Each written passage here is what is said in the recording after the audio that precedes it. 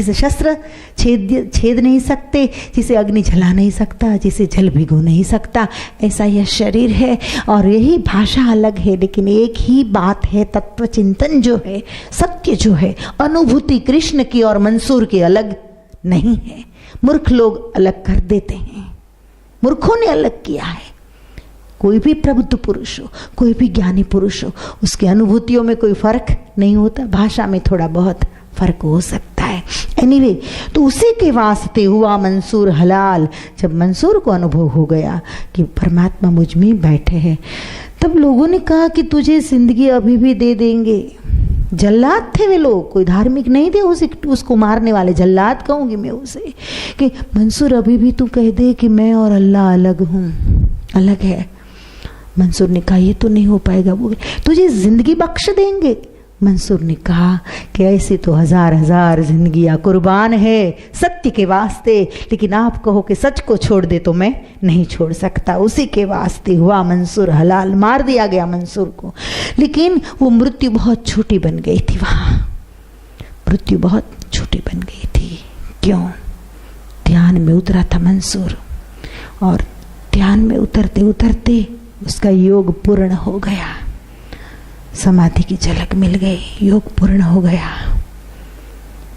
साक्षात्कार हो गया, और समझ में आ गया कि ब्रह्म क्या है, जिसे शिवो हम कहते हैं। हमारे शास्त्र वेद एमात्मा ब्रह्म रूप, निजात्मा ब्रह्म रूप, अहम ब्रह्मास्मि, ये सारी बातों का अनुभव हो गया मंसूर को। उसी के वास्ते हुआ मंसूर हलाल। इसु सूली चढ़ जाए जोग का जो कमाल। इसु सूली चढ़ जाए जोग का जो कमाल। कोई ध्यान रूप बन गया, कोई प्रेम रूप बन गया, कोई आनंद रूप बन गया। मीरा ने जहर पी लिया, आनंद रूप बन गई, प्रसन्नता। बोले मीरा के शरीर को जहर देकर मारा जा सकता है, परंतु मेरी प्रसन्नता को कोई मार सकता नहीं है। तो मस्त मीरा, मस्त मीरा। हाँ? तो वो प्रसन्नता रूप बन गई, आनंद रूप बन गई।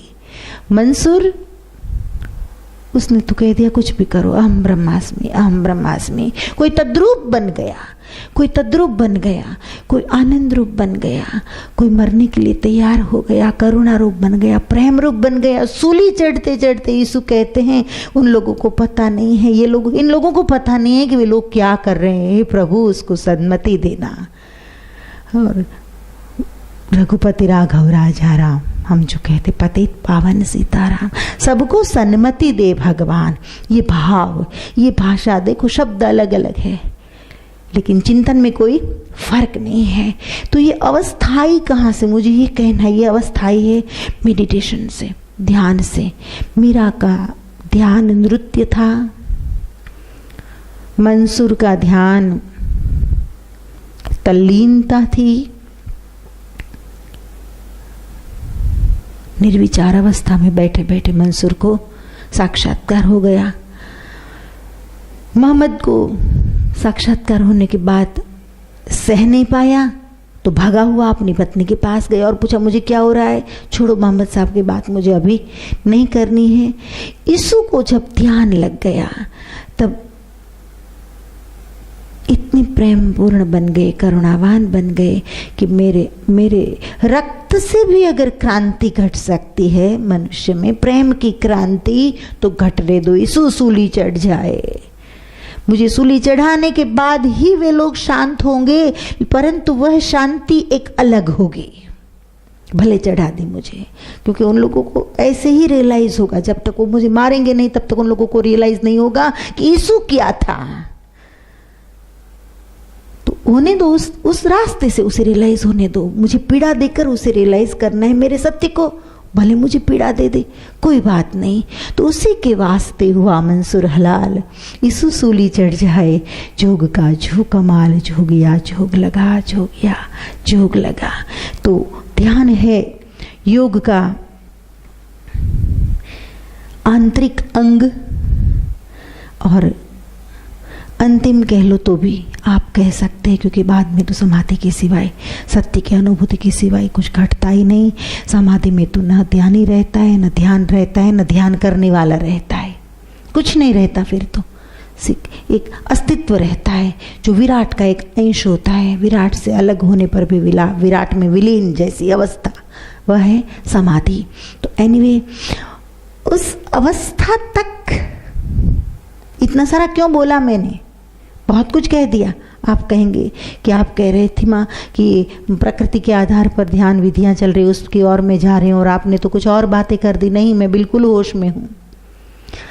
ये बात करना जरूरी था मेरे लिए। इन बातों से आपकी मदद हो सकती है। इन बातों से आज के सत्संग की भूमिका तैयार हो सकती थी, इसलिए मुझे कहना पड़ा, इसलिए मुझे बोलना पड़ा। तो प्यारे भक्तों, माताओं, भाइयों, इतना सब कुछ मैंने इसलिए कहा कि आप ध्यान की महिमा को समझ पाओ। ध्यान की महिमा को जो समझेगा वही तो ध्यान में उतरेगा। ध्यान की महिमा कोई नहीं समझेगा, वो ध्यान में उतरेगा कैसे? ध्यान में उतरने के लिए ध्यान में बैठना पड़ेगा, ध्यान के लिए बैठना पड़ेगा। आप बीवी को समय देते, बच्चों को समय देते, धंधे नौकरी सबको समय देते हैं आप, लेकिन ध्यान को नहीं देते। ध्यान को जब आप समय देना शुरू करेंगे, और वे भी स्वैच्छिक रूप से, कंपलसरी नहीं, स्वैच्छिक रूप से जब आप ध्यान को समय देना शुरू करेंगे, तब ध्यान आपके निकट आता जाएगा।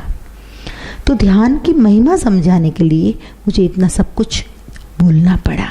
तो प्यारे भक्तों, अल्लाह और मोहम्मद अलग नहीं थे, मीरा और मोहन अलग नहीं थे, यीशु और परम पिता परमात्मा अलग नहीं थे, परंतु एक क्षण ऐसा आता है ध्यान से कि अलग नहीं है, उस बात का रियलाइजेशन हो जाता है, उस बात का अनुभव हो जाता है, उस बात की अनुभूति हो जाती है।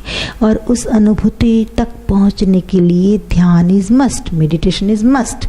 जब तक आप बैठेंगे नहीं ध्यान में, तब तक वह अनुभूति होगी नहीं, और जब तक वह अनुभूति होगी नहीं, तब तक आप बातों को मानने के लिए तैयार नहीं होंगे।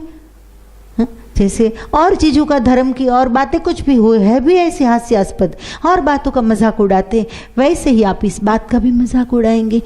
तो ध्यान में आपको स्थिर करने के लिए ये सारी बातें कहना ज़रूरी था, इसलिए मुझे इतना बोलना पड़ा। तो चलो अब फिर से एक बार हम जा रहे हैं ध्यान विषयक सत्संग की, और अभी हमारा सत्संग चल रहा है। जब सत्संग पूरा होगा, फिर आप ध्यान में प्रैक्टिकली बैठेंगे, ध्यान में उतरेंगे, ध्यान का साक्षात्कार करेंगे, अनुभूति करेंगे।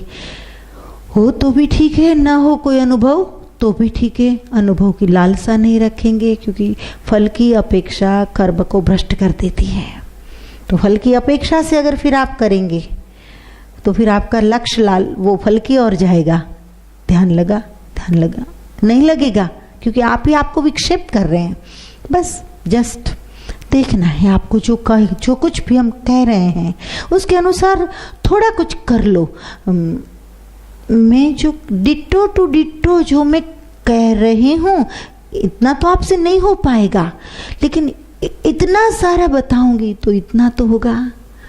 और मुझे पता है इतना ही काफी है, लेकिन आपकी क्षमता अगर बहुत ज्यादा करने की नहीं है और इतना ही करने की है, तो भी मैं बताऊंगी इतना, क्योंकि इतना बताऊंगी तब इतना कर पाएंगे। ठीक है, एनीवे, तो अब हम जा रहे हैं शीतल वायु प्रवेश ध्यान की। और हवा के बारे में तो कवियों ने, शायरों ने, ऋषि मुनियों ने बहुत कुछ कहा है, बहुत कुछ। इवन फिल्म इंडस्ट्री में भी देखे तो हवा को लेकर जितने गीत आज तक लिखे गए हैं, इतने शायद और किसी तत्व को लेकर नहीं लिखे गए। प्रकृति के बहुत सारे तत्व हैं, लेकिन 50 गीत तो वैसे मैं टिप ऑफ टंग में बता सकती हूँ आपको, लेकिन फिल्मी गीतों की बात नहीं करनी है मुझे, क्योंकि लोगों के सामने कुछ भी बोलना वो गुनाह बन जाता है कभी कभी। तो ये डिटेल नहीं देनी है मुझे आपको, लेकिन हवा के साथ साथ घटा के संग संग ये बात आती है तो भी ठीक है, कोई गीत में सुन लेती हूँ, या तो बहती हवा सा थाओ ये सुन लेती हूँ, उड़ती पतंग सा। तो मुझे तो इन सारे गीतों में तुरंत मेरा चित्त चला जाता है इन ध्यान विधियों की ओर, तुरंत